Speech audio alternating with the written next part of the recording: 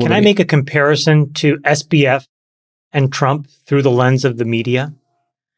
So if you go back to 2016, Donald Trump violated every single establishment bias that these left progressive journalist elites had. And so they basically just attacked. But then you went into the election and there was a very clear data point that said whatever you thought was at best limited, and you missed the tone of the country. Because 50+% of the country held a very different view about this person.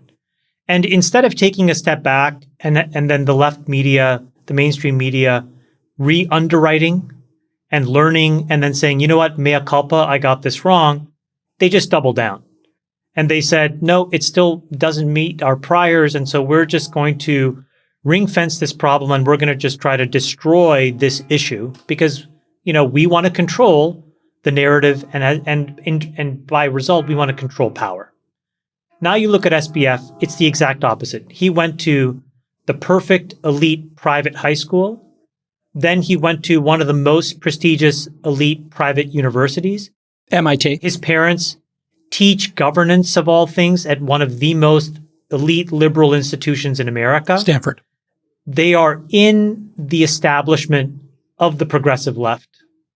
And what happened was he took customer funds and all of this money. He made tens of millions of dollars of political donations.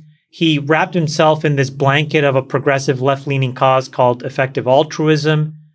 And all of the mainstream media fell for it and embraced him, as well as some politicians, because it met everything that they themselves also bought into. Yes.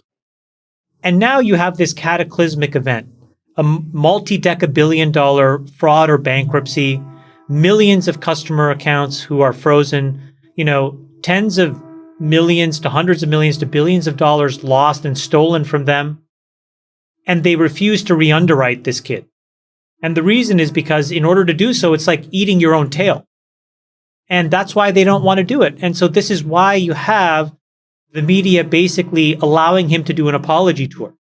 Now, this is his second time at manipulating them. The first time he was able to manipulate them by basically being one of them. And now he's allowing them and their desire to basically protect themselves so that he can create some kind of a defense for himself. And I just think the whole thing is gross because it misses the entire mood of the nation. This is an enormous financial fraud that was perpetrated on tens of millions of people. And there's no accountability because in order to do so, the media would effectively have to admit that they missed it and they got it wrong. And they refuse to do it. And I think that is the really big problem that nobody is really speaking out about is like, well, if these folks are meant to be the last stop to make sure that there's truth and honesty and transparency in society, and you can't count on them, and in fact, they're just going to reflect their own narrative, what is one supposed to do to learn the truth?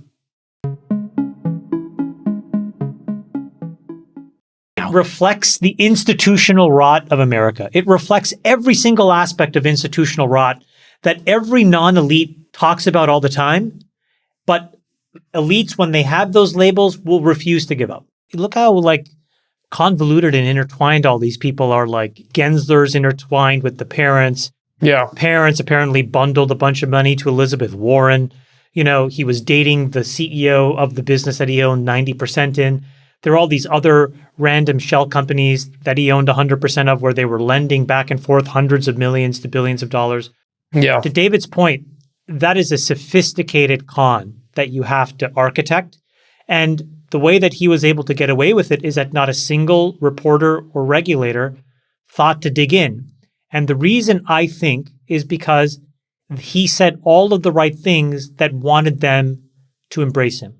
By having gone to Crystal Springs High School, by having professors, my parents that went to Stanford, by having gone to MIT, I can pull this off.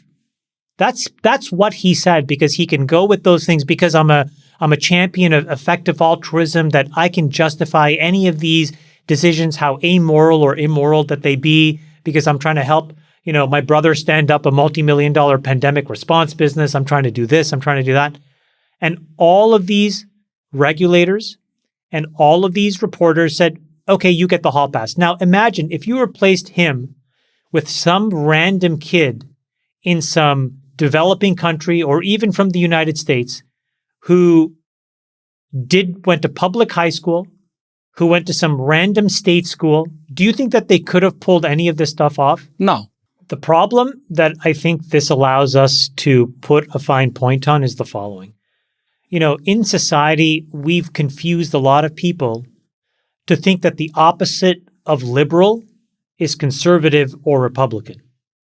And I think that's the cycle that drives the mind virus inside the mainstream media. The problem is the opposite of liberal is illiberal. Okay? And what illiberal means is to be narrow-minded and unenlightened. It means to be puritanical. It means to be fundamentalist. And this is really what it allows us to see now. We have now had 6 years of data, case after case after case, where if you are woke, if you are a social justice warrior, if you have the right credentials that justify your upbringing, if you have institutional bona fides that come from your parents, you get to create the narrative and you get a hall pass. And everybody else basically is at the subject and the mercy of the mainstream media. And so if you don't kiss the ring and bow down to them, they will try to destroy you or run you out of town. But if you are one of them, they will give you a hall pass. And when it's time for them to change their mind in order to tell the truth, they won't do it. And so these types of grifts will continue, as Friedberg said, because there is no check and balance without a healthy, independent media. There is no way for all of us to actually know what's really going on. Guys, some person in the media could have asked the question and dug in deeper around the connections between Alameda and FTX for the last 24 months. So could have diligence at a venture firm. At no point could any person have asked these questions and found ex-employees and said, are there any unseemly connections here between FTX and Alameda? There was no disgruntled employee. I mean, every company has disgruntled employee whistleblowers. But here, where there was billions of dollars being made by tens of people, not a single person who felt on the outs said anything. Well, he was also giving millions of dollars to press outlets. Hold on. It's because the questions weren't asked, and then this kid paid hush money to the mainstream media. There was a chicken and egg question. We were all standing around holding our hands while the CFTC and the SEC were fighting. That's not something that consumers can be expected to adjudicate. So yes, we should have legislation that clearly defines all of this, but there were enough parameters that created regulatory frameworks where a bunch of good actors did operate in them and are continuing to do so, like Coinbase. So I don't think this is a regulatory issue. I think that if you believe there are people who are supposed to forensically examine things and get to the bottom of things and ask hard questions, those people did none of that here. And what's even more worrisome is what they're showing is now with a massive amount of data that shows that you could ask hard questions, they don't care to because it makes them look bad.